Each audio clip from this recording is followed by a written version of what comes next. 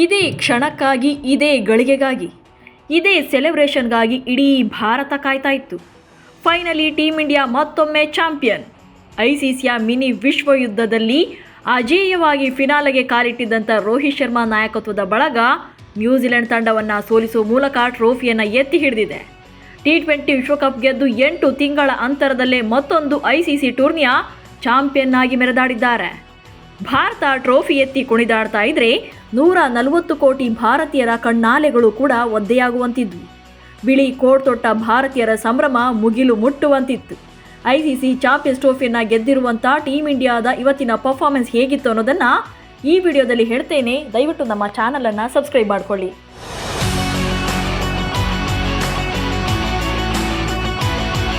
Champions ಟ್ರೋಫಿಯ final ಪಂದ್ಯದಲ್ಲಿ New Zealand ವಿರುದ್ಧ ಕಣಕ್ಕಿಳಿದಿದ್ದಂಥ team India ಟಾಸನ್ನು ಸೋತು ಫಸ್ಟ್ ಬೌಲಿಂಗನ್ನು ಮಾಡಬೇಕಾಯಿತು. ಇನ್ನು ಮೊದಲು ಬ್ಯಾಟ್ ಮಾಡಿದಂಥ ಕಿವೀಸ್ ಪಡೆ ಆರಂಭದಲ್ಲಿ ಪವರ್ಫುಲ್ ಪರ್ಫಾರ್ಮೆನ್ಸನ್ನು ನೀಡಿತ್ತು. ಬಟ್ ಟೀಮ್ ಇಂಡಿಯಾ ಸ್ಪಿನ್ನರ್ಸ್ ಅವರ ಆಟಕ್ಕೆ ಸರಿಯಾಗಿ ಕಡಿವಾಣ ಹಾಕಿದರು. ಇದೇ ಕಾರಣಕ್ಕೆ ಸ್ಯಾಟ್ನರ್ ಬಳಗ 50 ಓವರ್ಗಳಲ್ಲಿ 251 ರನ್ಗಳನ್ನು ಕಲೆ ಹಾಕಿತ್ತು. 252 ರನ್ಗಳ ಚಾಲೆಂಜಿಂಗ್ ಸ್ಕೋರನ್ನು ಬೆನ್ನಟ್ಟಿದಂಥ ಟೀಮ್ ಇಂಡಿಯಾ ಪರ ಆ್ಯಸ್ ಯೂಶುವಲ್ ರೋಹಿತ್ ಶರ್ಮಾ ಹಾಗೆ ಶುಭ್ಮನ್ ಗಿಲ್ ಇನ್ನಿಂಗ್ಸನ್ನು ಆರಂಭ ಮಾಡಿದರು. ಓಪನರ್ಸ್ ಆಗಿ ಕಣಕ್ಕಿಳಿದರು. ಅಲ್ಲದೆ ಇವತ್ತಿನ ಪಂದ್ಯಕ್ಕೆ ಭಾರತ ಪ್ಲೇಯಿಂಗ್ 11ನಲ್ಲಿ ಯಾವುದೇ ಚೇಂಜಸನ್ನು ಮಾಡಿರಲಿಲ್ಲ. 4 ಸ್ಪಿನ್ನರ್ಗಳೊಂದಿಗೆ ಕಣಕ್ಕಿಳಿಯಲಾಗಿತ್ತು. ಹಿಟ್ ಮ್ಯಾನ್ ಆರ್ಭಟಕ್ಕೆ ತಂಡ ಹೊಡೆದ ನ್ಯೂಜಿಲೆಂಡ್. ಇನ್ನು ಇವತ್ತಿನ ಪಂದ್ಯದಲ್ಲೂ ಕೂಡ ಹಿಟ್ ಮ್ಯಾನ್ ರೋಹಿತ್ ಶರ್ಮಾ ತಮ್ಮ ಪವರ್ಫುಲ್ ಬ್ಯಾಟಿಂಗ್ ಮೂಲಕವೇ ಕಿವೀಸ್ ಬೌಲರ್ಸ್ನ ಬೆಂಡೆತ್ತಿದ್ರು. ಅಟ್ಯಾಕಿಂಗ್ ಇಂಟೆಂಟ್ನಲ್ಲೇ ಇವತ್ತು ಬ್ಯಾಟಿಂಗನ್ನು ಶುರು ಮಾಡಿದರು. ಓಪನರ್ ಆಗಿ ಬಂದಂಥ ರೋಹಿತ್ ಶರ್ಮಾ ಫಸ್ಟ್ ಓವರ್ನ 2ನೇ ಎಸೆತದಲ್ಲೇ ಸಿಕ್ಸರನ್ನು ಸಿಡಿಸಿ ಟೀಮ್ ಇಂಡಿಯಾ ಫ್ಯಾನ್ಸ್ ಖುಷಿಯಾಗುವಂತೆ ಮಾಡಿದರು. ಹಾಗೆ 2ನೇ ಓವರ್ನಲ್ಲೂ ಕೂಡ ಬ್ಯಾಕ್ ಟು ಬ್ಯಾಕ್ ಬೌಂಡ್ರಿ ಬೀಸಿದರು. ಆ ಬಳಿಕ ತಿರುಗಿ ನೋಡಿದ್ದೇ ಇಲ್ಲ. 41 ಬಾಲ್ಗಳಲ್ಲೇ 50 ಕೂಡ ಕಂಪ್ಲೀಟ್ ಮಾಡಿಕೊಂಡ್ರು. ಇದು ಅವರ ODI ಕ್ರಿಕೆಟ್ನಲ್ಲಿ 58ನೇ ಅರ್ಧ ಶತಕವಾಗಿತ್ತು. ಮೊದಲನೇ ವಿಕೆಟ್ ವೇಳೆಗೆ 105 ರನ್ಗಳ ಜೊತೆಯಾಟ. ಓಪನರ್ಸ್ ಆಗಿ ಕಣಕ್ಕಿಳಿದಂಥ ರೋಹಿತ್ ಶರ್ಮಾ ಹಾಗೆ ಶುಭ್ಮನ್ ಗಿಲ್ ಅದ್ಭುತ ಇನ್ನಿಂಗ್ಸನ್ನು ಆಡಿದರು. ಒಂದು ಕಡೆ ರೋಹಿತ್ ಶರ್ಮಾ ಹೊಡಿಬಡಿ ಆಟವಾಡಿದರೆ ಮತ್ತೊಂದು ಕಡೆ ಗಿಲ್ ತಾಳ್ಮೆಯಿಂದ ಆಡ್ತಾಯಿದ್ರು. ಪವರ್ ಪ್ಲೇಯ 10 ಓವರ್ಗಳಲ್ಲಿ ಟೀಮ್ ಇಂಡಿಯಾ 64 ರನ್ಗಳನ್ನು ಕಲೆ ಹಾಕಿತ್ತು. ಇನ್ನು 17ನೇ ಓವರ್ ವೇಳೆಗೆ ಇಬ್ಬರ ಪಾರ್ಟ್ನರ್ಶಿಪ್ನಲ್ಲಿ 100ರ ರನ್ ಕೂಡ ಕಂಪ್ಲೀಟ್ ಆಯಿತು. ರೋಹಿತ್ ಮತ್ತು ಗಿಲ್ ಬ್ಯಾಟಿಂಗ್ ಫಾರ್ಮ್ಗೆ ಕಿವೀಸ್ ಬೌಲರ್ಸ್ ಅಕ್ಷರಶಃ ಕಂಗಾಲಾಗಿದ್ರು. ಬಟ್ 19ನೇ ಓವರ್ನಲ್ಲಿ ಶುಭ್ಮನ್ ಗಿಲ್ ವಿಕೆಟ್ ಬಿತ್ತು.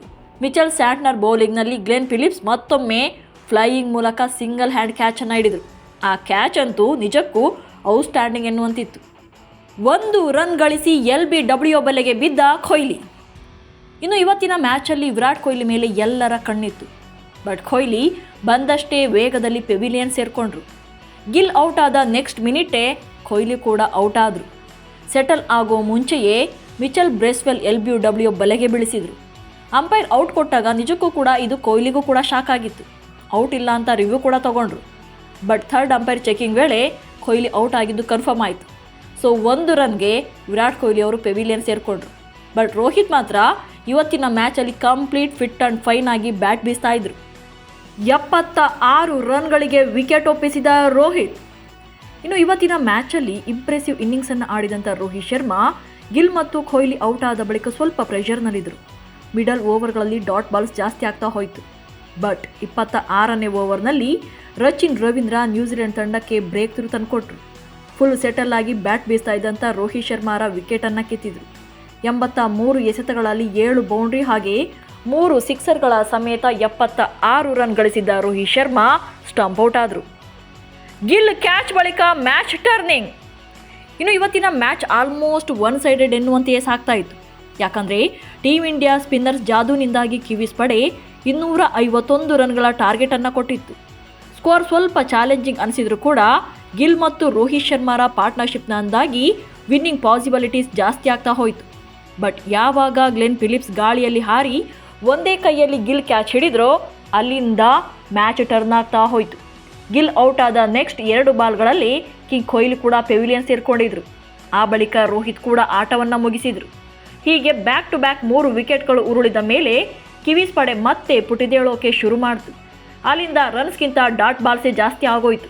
ಮಿಡಲ್ ಓವರ್ಸ್ನಲ್ಲಿ ಆಲ್ಮೋಸ್ಟ್ 2 ತಂಡಗಳ ರನ್ ಸ್ಕೋರ್ ಈಕ್ವಲ್ ಇತ್ತು. ಒನ್ ಸೈಡೆಡ್ ಇದ್ದ ಮ್ಯಾಚ್ ಕಂಪ್ಲೀಟ್ ಟರ್ನ್ ಆಯಿತು. ಅಲ್ಲದೆ ನ್ಯೂಜಿಲೆಂಡ್ ಫೀಲ್ಡರ್ಗಳ ಎಫರ್ಟ್ನ ಕೂಡ ಮೆಚ್ಚಲೇಬೇಕು. ಶ್ರೇಯಸ್ ಮತ್ತು ಅಕ್ಷರ್ ಪಟೇಲ್ ಅದ್ಭುತ ಜೊತೆಯಾಟ. ಇನ್ನು 4ನೇ ವಿಕೆಟ್ಗೆ ಜೊತೆಯಾದಂಥ ಶ್ರೇಯಸ್ ಅಯ್ಯರ್ ಮತ್ತು ಅಕ್ಷರ್ ಪಟೇಲ್ ಮತ್ತೊಮ್ಮೆ ಇಂಪ್ರೆಸಿವ್ ಪಾರ್ಟ್ನರ್ಶಿಪ್ಪನ್ನು ಆಡಿದರು. 4, 6 ಅಂತ ದೊಡ್ಡ ಇನ್ನಿಂಗ್ಸ್ಗೆ ಕೈ ಹಾಕದೆ ಸಿಂಗಲ್ಸ್ ಮೂಲಕವೇ ಸ್ಟ್ರೈಕನ್ನು ರೊಟೇಟ್ ಮಾಡ್ತಾ ಹೋದರು. ಅಟ್ಯಾಕಿಂಗ್ ಮೋಡ್ ಚೇಸಿಂಗ್ ಬೇಡ ಅಂತ ಸಿಂಗಲ್ಸ್ ಮೂಲಕವೇ ರೀಚ್ ಆಗೋಣ ಅನ್ನೋ ರೀತಿಯಲ್ಲಿ ಆಡ್ತಾಯಿದ್ರು. ಈ ಟೈಮಲ್ಲಿ ಕಿವೀಸ್ ಫೀಲ್ಡರ್ಸ್ ಕೂಡ ಪ್ರೆಷರ್ ಬಿಲ್ಡ್ ಮಾಡ್ತಾ ಹೋದರು. ಹೀಗೆ 17ನೇ ಓವರ್ಗೆ 100 ರನ್ಗಳನ್ನು ಕಂಪ್ಲೀಟ್ ಮಾಡಿದಂಥ ಭಾರತ ಸ್ಲೋ ರನ್ಸ್ ಮೂಲಕ 36ನೇ ಓವರ್ಗೆ 166 ರನ್ಗಳನ್ನು ಗಳಿಸಿತ್ತು. ಆ ಬಳಿಕ 36ನೇ ಓವರ್ನಲ್ಲಿ ಶ್ರೇಯಸ್ ಅಯ್ಯರ್ ಬಿಗ್ ಹಿಟ್ 6 ಬಾರಿಸುವ ಮೂಲಕ ಪ್ರೆಷರ್ನ ಸ್ವಲ್ಪ ರಿಲೀಸ್ ಮಾಡಿದರು. ಬಟ್ ನೆಕ್ಸ್ಟ್ ಬಾಲ್ನಲ್ಲೇ ಮತ್ತೊಂದು ಬಿಗ್ ಹಿಟ್ಟನ್ನು ಟಾರ್ಗೆಟ್ ಮಾಡಿ ಹೊಡೆದರು. ಬಾಲ್ ಸೀದಾ ಹೋಗಿ ಜೇಮಿಸನ್ ಕೈ ಸೇರಿತ್ತು. ಆದರೆ ಜೇಮಿಸನ್ ಕ್ಯಾಚನ್ನು ಮಿಸ್ ಮಾಡಿದ್ರಿಂದ ಶ್ರೇಯಸ್ ಅಯ್ಯರ್ ಬಚಾವಾದರು. ಈ ಮೂಲಕ 62 ಬಾಲ್ನಲ್ಲೇ ಇಬ್ಬರ ಪಾರ್ಟ್ನರ್ಶಿಪ್ನಲ್ಲಿ 50 ರನ್ಸ್ ಕೂಡ ಕಂಪ್ಲೀಟ್ ಆಯಿತು. 48 ರನ್ ಗಳಿಸಿ ಪೆವಿಲಿಯನ್ ಸೇರಿದ ಶ್ರೇಯಸ್. ದುಬೈ ಪಿಚ್ನಲ್ಲಿ ಅದ್ಭುತವಾಗಿ ಬ್ಯಾಟ್ ಬೀಸ್ತಾ ಇದ್ದಂಥ ಶ್ರೇಯಸ್ ಅಯ್ಯರ್ ಕಿವೀಸ್ ಪಡೆಗೆ ಚಾಲೆಂಜಿಂಗ್ ಆಗಿ ಕಾಣಿಸ್ತಾ ಇದ್ರು. ಬಟ್ 38ನೇ ಓವರ್ನಲ್ಲಿ ಮಿಚೆಲ್ ಸ್ಯಾಂಟ್ನರ್ ಬೌಲಿಂಗ್ನಲ್ಲಿ ರಚಿನ್ ರವೀಂದ್ರ ಕೈಗೆ ಕ್ಯಾಚ್ ಕೊಟ್ಟು ಪೆವಿಲಿಯನ್ ಸೇರಿದರು. ಈ ಮೂಲಕ ಸೆಟಲ್ ಆಗಿದ್ದಂಥ ಶ್ರೇಯಸ್ 48 ರನ್ಗಳಿಗೆ ಆಟ ಮುಗಿಸಿದರು. ಆ ಬಳಿಕ KL ರಾಹುಲ್ ಅಕ್ಷರ್ ಪಟೇಲ್ ಜೊತೆಯಾದರು. 38ನೇ ಓವರ್ನಲ್ಲಿ ವಿಕೆಟ್ ಬಿದ್ದರೂ ಅದೇ ಓವರ್ನ ಲಾಸ್ಟ್ ಬಾಲ್ನಲ್ಲಿ ಅಕ್ಷರ್ ಪಟೇಲ್ 6 ಬಾರಿಸುವ ಮೂಲಕ ಬಾಲ್ ಹಾಗೂ ರನ್ಸ್ನ ಈಕ್ವಲ್ ಮಾಡಿದರು. ಸೊ 40 ಓವರ್ ಬಳಿಕ ಭಾರತ 191 ರನ್ಗಳನ್ನು ಕಲೆ ಹಾಕಿತ್ತು. ನ್ಯೂಜಿಲೆಂಡ್ ತಂಡ ಕೊನೆಯ 10 ಓವರ್ಗಳಲ್ಲಿ 79 ರನ್ ಗಳಿಸಿದರೆ ಭಾರತಕ್ಕೆ ಪಂದ್ಯವನ್ನು ಗೆಲ್ಲೋಕೆ ಅದೇ ಕೊನೆಯ 10 ಓವರ್ಗಳಲ್ಲಿ 58 ರನ್ಗಳ ಅಗತ್ಯವಿತ್ತು. ಸೊ ಸ್ಲೋ ರನ್ ಚೇಸಿಂಗ್ ನಡುವೆ 41ನೇ ಓವರ್ನಲ್ಲಿ ಬ್ರೇಸ್ವೆಲ್ ಮತ್ತೊಮ್ಮೆ ಬ್ರೇಕ್ ಥ್ರೂ ಪರ್ಫಾರ್ಮೆನ್ಸನ್ನು ಕೊಟ್ಟರು.